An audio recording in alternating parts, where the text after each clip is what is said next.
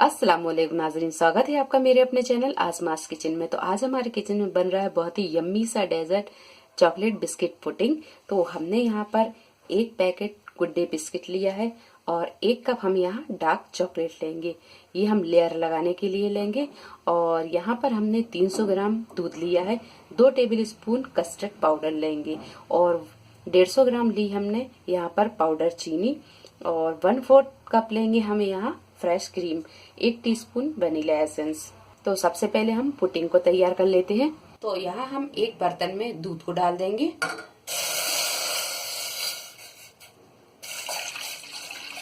और थोड़ा सा दूध हम बचा लेंगे कस्टर्ड को घोलने के लिए। पाउडर चीनी डाल देंगे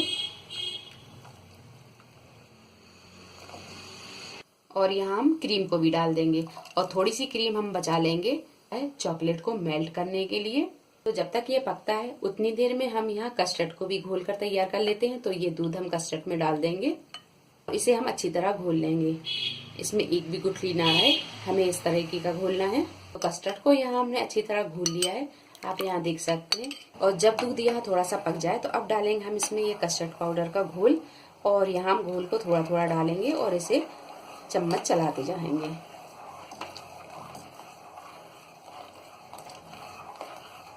और इसे अब हम लगातार चलाते हुए पकाएंगे तब तक जब तक कि ये थोड़ा सा गाढ़ा ना हो जाए। तो यहाँ हम इसे चलाते रहेंगे और गैस के फ्लेम को हम यहाँ थोड़ा सा मद्दा कर देंगे।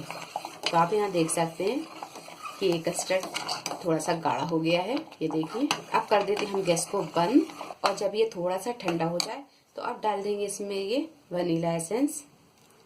अब यहाँ पर हम एक माइक्रोवेव ट्रे लेंगे और इसके ऊपर ये बिस्किट लगा देंगे।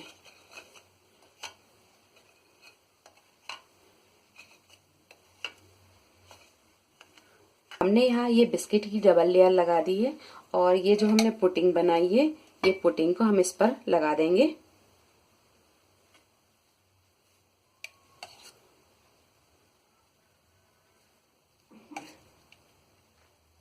तो पुडिंग हमने यहाँ लगा दी है। अब रखेंगे हम इसे माइक्रोवेव में। तो माइक्रोवेव में हम इसे 180 डिग्री पर 12 से 15 मिनट बेक कर लेते हैं।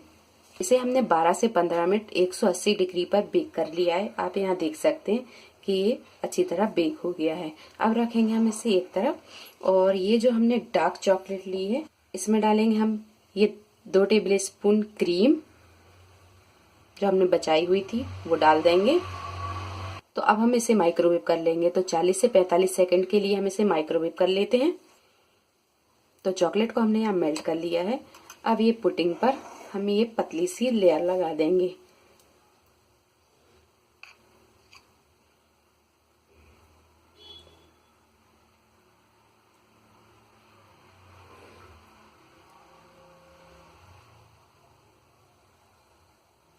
हम थोड़ी सी इसकी गार्निशिंग कर देंगे। तो थोड़े से स्प्रिंकल इस तरह हम लगा देंगे।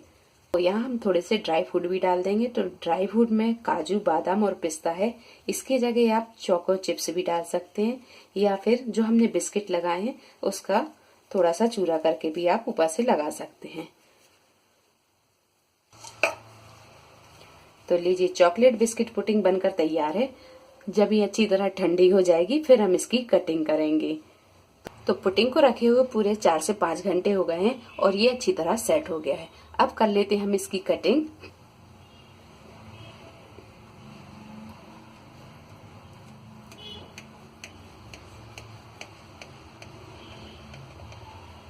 तो यहाँ अब ये पुडिंग की हमने कटिंग कर ली है। अब इसे हम निकाल कर दिखा देते हैं।